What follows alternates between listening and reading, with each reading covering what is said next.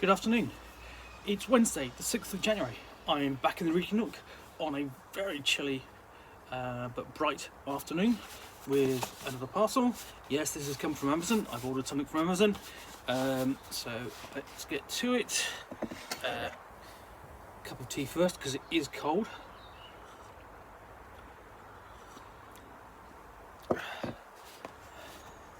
So, here we go. Pull tag, and then here we go. Okay, this is the Elusive Shift. How role-playing games forge their identity by Jon Peterson. Okay. So this is published by the Massachusetts Institute of Technology.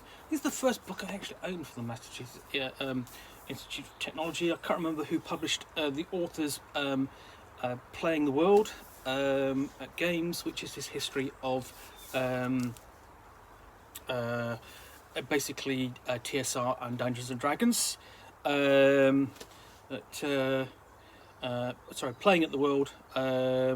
Basically, he's the author of Playing at the World and co-author of Dungeons and Dragons: Art and Arcana, a Visual History. Art and Arcana it came out a couple of years ago, and it's a really fantastic book, which it presents the history of Dungeons and Dragons through its artwork, looking how essentially the styles and the trade dress of Dungeons and Dragons and sort of the licensed properties developed over the decades, capturing a lot of like the classic pieces of artwork which we know from different products. And if you've not seen it, do thoroughly recommend it. Playing at the World essentially is Peterson's history of essentially the early days of the hobby, TSR, and Dungeons and Dragons. It's a thick slab of a book, but an interesting read if you have any interest in the history of the hobby. Of course, the other books to read are Designers and Dragons by Shannon Appelstein, and they're all really good books to read as well. Thoroughly recommend those. This essentially is his this is Jon Peterson's latest book.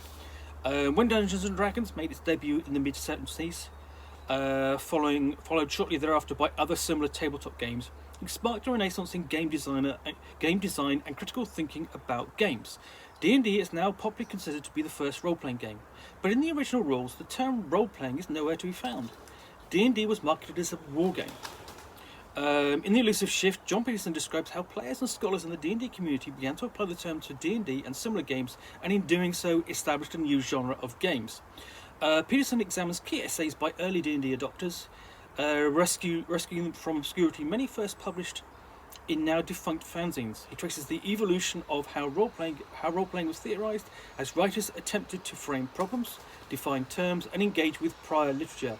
He describes the twin cultures of war games and science fiction fandom that influenced the first role-players, examines the dialogue at the core of the game, explains how game design began to accommodate role-playing, and considers the purpose of referee or games master. By 1977, game scholars and critics began to theorize more systematically, and Peterson explores their discussions of the transformative nature of role-playing games, their responsibility to a mass audience, and other topics. Peterson finds that the foundational concepts defined in the 1970s helped theorize role-playing, laying the foundation for the genre's shift into maturity in the 1980s. And this is something of interest, of course, to me, because I write about role-playing games on a daily, on essentially a weekly basis, mostly reviewing them. But if I'm writing a retrospective, then some of this thinking comes in. These ideas and so on come a little bit into what I'm writing about. So, for example, when I reviewed Dallas, the television role-playing game recently, that was really looking at it essentially. Is it a role-playing game? How much is it influenced by kind of wargaming, particularly because it was designed by a very notable designer of war games.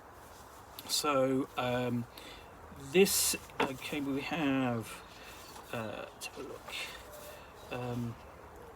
essentially a series.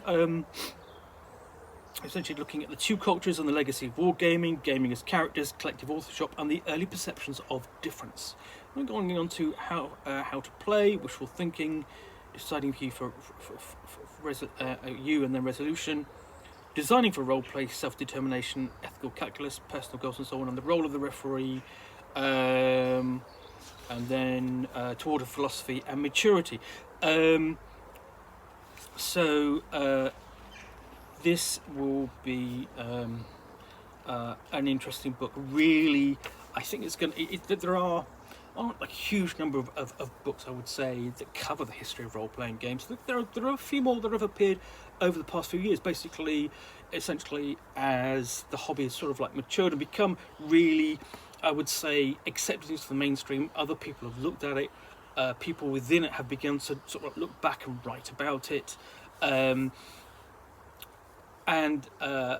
mean, it's become something very much a subject that's been written about in the last 10 years or so.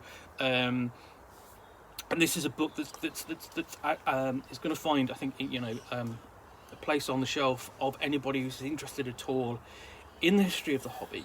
And this really should be a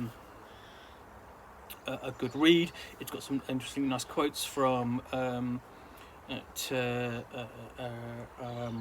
Jose P. Zagal, Professor of Entertainment Arts Engineering, University of Utah, co-editor of Role Playing Game Studies, and the Deep Vincent Baker, the co-creator of Apocalypse World, Peter D. Atkinson, owner of Gen Con, former owner of Wizards of the Coast. And so basically you've got all there of various basically quotes on the back. It's lightly illustrated. I don't think there's very much in here. I did see basically interesting. That here we have. Okay. Here's an interesting section. Basically, I literally just flipped this open to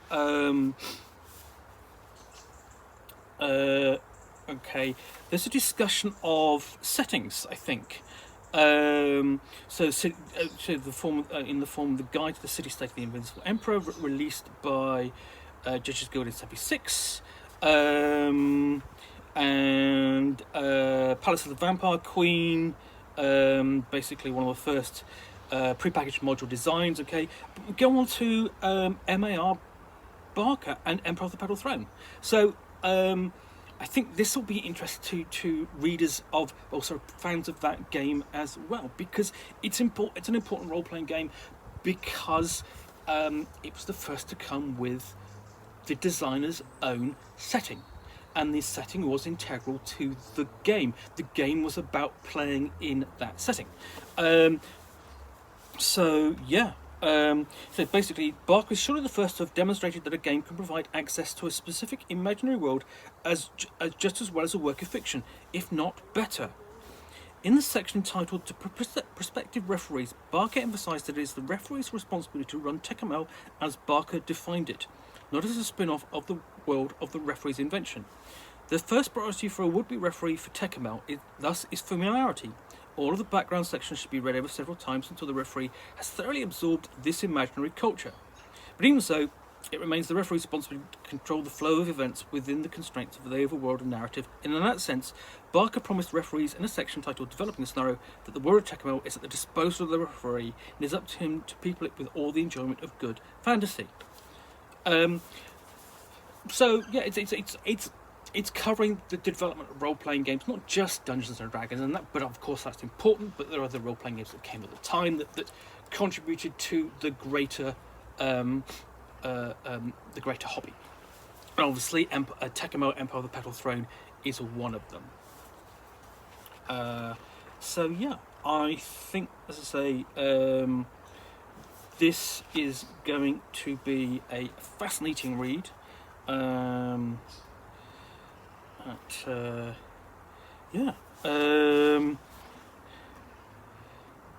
I would, if you have, as I said, any interest in the hobby, then I do suggest you get hold of a copy of this.